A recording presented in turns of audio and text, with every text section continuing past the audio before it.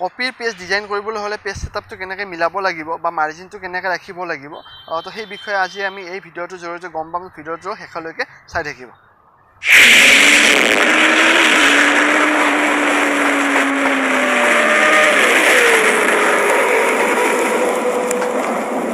তো মাইক্ৰ'ছফ্ট ৱৰ্ডৰ আজিৰ টপিকটো হৈছে আমি সকলোৱে কপি ব্যৱহাৰ কৰোঁ আমি ডায়েৰী ব্যৱহাৰ কৰোঁ আমি আপোনাৰ ৰুল টানা কপিবিলাক ব্যৱহাৰ কৰোঁ তো সেই কপিবিলাকৰ পেজবিলাক যে আছে পেজবিলাকৰ ডিজাইনটো কেনেকৈ কৰে বা সেই ডিজাইনবিলাক কেনেকৈ বনোৱা হয় মাৰ্জিন কেনেকৈ ক্ৰিয়েট কৰে তো সেই বিষয়ে মই আজি আপোনালোকক দেখাব খুজিছোঁ তো তাৰ কাৰণে প্ৰথমে আপোনালোকে মাইক্ৰ'ছফ্ট ৱৰ্ডটো অ'পেন কৰি ল'ব তো মাইক্ৰ'ছফ্ট ৱৰ্ডটো অ'পেন কৰি পিনে আপোনালোকে পেজ ছেটআপটো মিলাব লাগিব তো পেজ ছেটআপটো কেনেকৈ মিলাম তো প্ৰথমতে আমি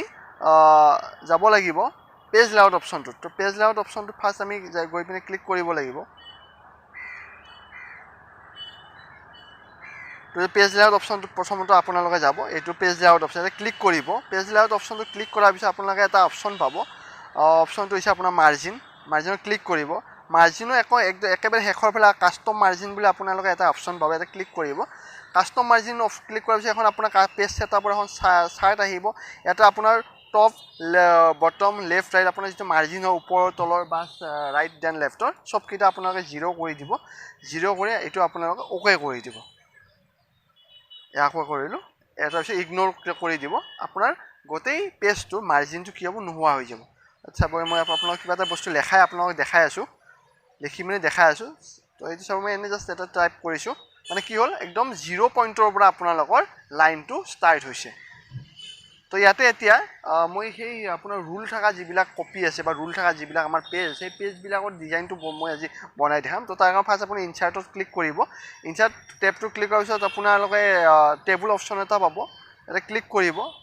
তাতে মই ৰ' কেইটা লৈ লৈছোঁ মোক যিহেতু কলমছ নালাগে ইয়াতে জাষ্ট ৰ' কেইটা লাগে তো মই ৰ' কেইটা ইয়াতে লৈ লৈছোঁ যিমানটা ৰ' লাগে তো মই জাষ্ট মেক্সিমাম এইকেইটা ৰ' আছে এইকেইটা মই ধুনীয়াকৈ মিলাই ল'ম এতিয়া ৰ' কেইটা তো এই ৰ' কলমছৰ ভিডিঅ'বিলাক চোৱা নাই যে আগৰ ভিডিঅ'বিলাক চাই ল'ব মোৰ ৱৰ্ডৰ গোটেইকেইটা ভিডিঅ' দিয়া আছে মাইক্ৰ'ছফ্ট ৱৰ্ডত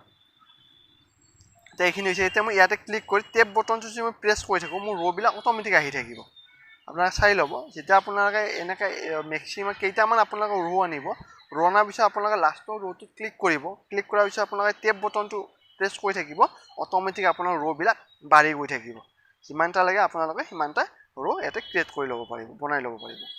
টেপ বটনৰ সহায়ত কম সময়ৰ ভিতৰত আপোনালোকে এনেকৈ বনাই ল'ব পাৰিব তো মই ইমানকেইটা বনালোঁ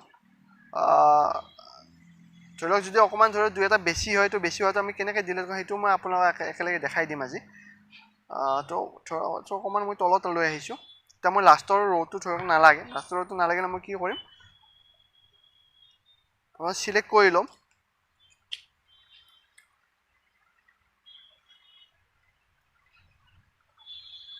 লাষ্টৰ ৰ'টো মই ক্লিক কৰিছোঁ ক্লিক কৰি মই ৰাইট ক্লিক কৰিছোঁ ৰাইট ক্লিক কৰিম ৰাইট ক্লিক কৰাৰ পিছত আপোনালোকৰ এটা অপশ্যন আহিব ডিলেট ৰ' বুলি ইয়াতে ক্লিক কৰি দিম ক্লিক কৰি দিলে আপোনাৰ এইটো ডিলেট ৰ' তেতিয়া কি হ'ব তলৰ যিটো আপোনাৰ ৰ' থাকিব সেই ৰ'টো ডিলেট হৈ যাব ডিলেট ৰ' কৰি দিব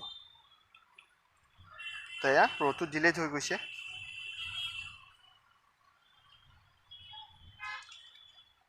এতিয়া মই ইনচাৰ্টত গৈছোঁ এতিয়া মই এইটো ক'লো মানে পঠালেই ঘৰকেইটা হৈ গ'ল এতিয়া মই ছাইডৰ মাৰ্জিনটো মই চেপছত গৈ লাইন লৈছোঁ লাইন চেপছটো লৈ আপোনালোকে ইনচাৰ্টত গৈ চেপছত যাব লাইনটো আপোনালোকে ড্ৰ কৰি ল'ব ইয়াতে ধুনীয়াকৈ মাত্ৰ লাইনডাল যাতে ষ্ট্ৰেইট হয় সেইটো মনত ৰাখিব তো লাইনডাল ড্ৰ কৰিছোঁ এতিয়া মই লাইনডালৰ চাইজটো অকণমান ডাঙৰ কৰিব লাগে তো ডাঙৰ কৰিব লাগিলে মই কি কৰিম তো মই লাইনডাল ক্লিক কৰিম ক্লিক কৰাৰ পিছত আপোনালোকে যাব চেপছ আউটলাইন বুলি এটা অপশ্যন পাব ইয়াতে লাইনটোত ক্লিক কৰি ল'ব প্ৰথমতে তাৰপিছত আপোনালোকে যাব চেপছ আউটলাইন ক্লিক কৰিব ইয়াতে তাৰপিছত আপোনালোকে ইয়াতে এটা অপশ্যন পাব ৱেইট বুলি WIGHT ৱেইট এটা অপশ্যন এটা পাব ইয়াতে আপোনালোকে লাইনটো যিমান ডাঙৰ কৰিব পাৰে ইয়াতে কৰিব পাৰিব মই এইখিনি ইমান ডাঙৰ কৰিছোঁ ক্লিক কৰিছোঁ লাইনৰ চাইজটো ডাঙৰ হৈ গ'ল অকণমান মাৰ্জিনৰ লাইন সেইটো হয় এতিয়া মই এটা কালাৰ কৰিবলৈ ইয়াতে ক্লিক কৰিম এটা কালাৰটো কৰিম ৰেড কালাৰ কৰি দিছোঁ এটা মই এটা ডাবল কৰিব লাগিলে এইটো মই কি কৰোঁ কপি পেষ্ট কৰিব লাগিব এটা ক্লিক কৰিব তো কপি কৰিব ৰাইট ক্লিক কৰি কপি কৰিব আগতে এইটো ক্লিক কৰি ল'ব পেষ্ট ক্লিক কৰি ল'ব ৰাইট ক্লিক কৰিব ৰাইট ক্লিক কপি কৰিব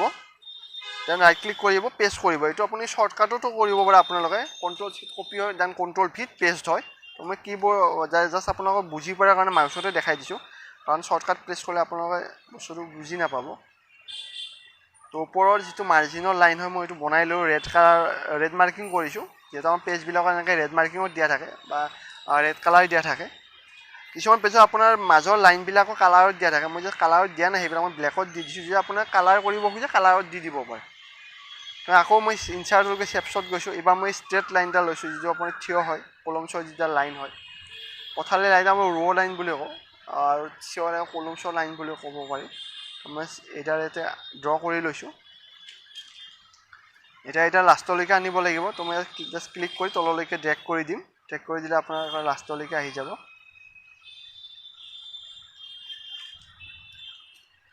এইডাল সেনে আগৰ নিচিনা ডাঙৰ কৰি দিওঁ আগতে আমি যেনেকৈ ডাঙৰ কৰিছিলোঁ তো ইয়াতে ক্লিক কৰিব ৱেইটত যাব ক্লিক কৰি দিব যিমানখন আপোনালোকক ডাঙৰ লাগে সিমানখন আপোনালোকে ডাঙৰ কৰি ল'ব পাৰিব মই ইমান কৰিছোঁ কালাৰ কৰিবলৈ আকৌ চেপছ আউটলাইনত গৈ আপোনাৰ কালাৰ কৰি দিব এইডাল সেই আগৰডালৰ নিচিনা ৰাইট ক্লিক কৰি কপি দেন ৰাইট ক্লিক কৰি পেষ্ট কপি পেষ্ট কৰিছোঁ ডাবল কৰিবৰ কাৰণে এইডালে মই কপি পেষ্ট কৰিছোঁ বহুতে নাজানে নতুনকৈ ড্ৰ কৰিলে বস্তু নিমিলে বা মিলাব অসুবিধা হয়তো কপি পেষ্ট কৰি দিব কপি পেষ্ট কৰি আপোনালোকে এৰো ইউজ কৰিব এৰোৰে আপোনালোকে ধুনীয়াকৈ মুভ কৰিব পাৰে বস্তুবিলাক আপোনাৰ যে 4 এৰো আছে এই 4টা এৰোৰে আপোনালোকে then up down then left right আপোনালোকে কৰিব পাৰিব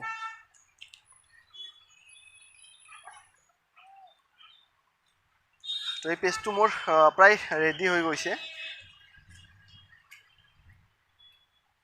এইটো মাৰ্জিন হয়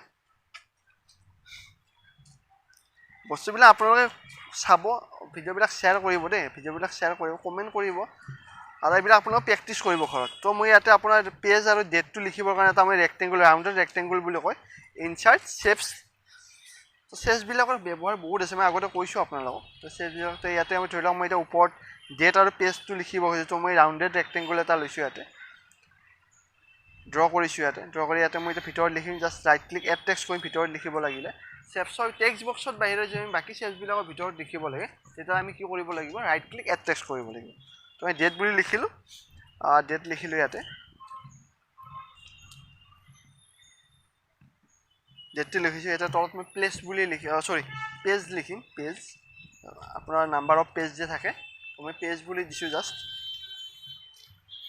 এণ্টাৰ প্ৰেছ কৰিছোঁ ইয়াতে লিখিছোঁ পেজ এইটো আপোনালোকে দেখা নাই মানে এইটো হৈছে আপোনাৰ লাইন স্পেচিংটো বাঢ়ি আছে সেইকাৰণে বস্তু দেখা নাই মই ঠিক কৰি দি আছোঁ আপোনালোকক এইটো তো আমি পেজটো লিখিলোঁ লিখি পেলাই এইটো মই চিলেক্ট কৰিছোঁ আপোনালোকে এনেকৈ চিলেক্ট কৰি আপোনালোকে যাব হোম টেবত যোৱাৰ পিছত আপোনালোকে এটা অপশ্যন পাব হোম টেবত ক্লিক কৰিব এটা আপোনালোকে অপশ্যন পাব লাইন স্পেচিং বুলি এটা ক্লিক কৰিব ৰিমুভ স্পেচ কৰি দিব তেতিয়া আপোনাৰ অট'মেটিকেলি যিটো লাইন স্পেচিং আছে লাইন স্পেচিংটো নোহোৱা হৈ যাব চিলেক্ট কৰিব এটা কালাৰ কৰিবলৈ কালাৰ কৰি দিব ফন্ট কালাৰত যাব এটা কালাৰ কৰি দিব তো হৈ গ'ল তো মাইক্ৰ'ছফ্ট ৱৰ্ডত আপোনাৰ কপিৰ পেজ ডিজাইন কেনেকৈ কৰে সেইখিনি বস্তু আজি আপোনালোকক দেখালোঁ মই আপোনালোকক নতুন বস্তু দিব ট্ৰাই কৰিছোঁ চেষ্টা কৰিছোঁ কষ্ট কৰিছোঁ মই আপোনালোকক শিকাবৰ কাৰণে বা আপোনালোকক সহজ ভাষাত বস্তুবিলাক বুজাবৰ কাৰণে মই চেষ্টা কৰিছোঁ তো মই এই জাষ্ট এই ইউটিউবৰ হেৰিত মানে বস্তুবিলাক আপোনাক শিকাবৰ কাৰণে কৰি ক'ৰবাত ধৰি লওক ভুল চুল হ'ব পাৰে কেতিয়াবা যদি ক'ৰবাত কিবা ভুল হৈ যায় আপোনালোকে মোক ভুলবিলাক দেখাই দিব তো এইটো মাইক্ৰ'ছফ্ট ৱৰ্ডততো এনেকুৱা ধৰণৰ বিভিন্ন ধৰণৰ মই ডিজাইন আপোনালোকৰ কাৰণে আনিম কাৰণ আমাৰ এটা বস্তু মনত ৰাখিব লাগিব যে আমি বস্তু এটা শিকি থ'লে নহ'ব যে আমি মাইক্ৰ'ছফ্ট ৱৰ্ডটো জানো সেইটো জাষ্ট শিকিছোঁ কিন্তু সেইটো এনেকৈ নহ'ব জাষ্ট বস্তুটো আমি কৰিব পাৰিব লাগিব সেইটো তো আজিলৈ ইমানে ধন্যবাদ